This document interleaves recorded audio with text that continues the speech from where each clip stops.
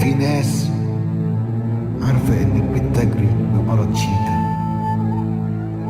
ودلوقتي ربنا ظهر الحقيقة انك لا بتحب شيكا ولا كان قلبك على شيكا.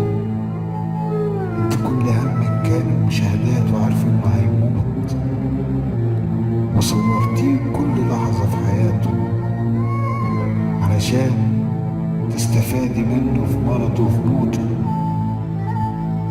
بس وصل بيكي كده الاحتضار والخسة، وتصوريه هو بيحتضر. حسب الله ونعم الوكيل فيكي. يا ريت يا جماعة كل اللي متابعها يلغي المتابعة ويديها بلوك.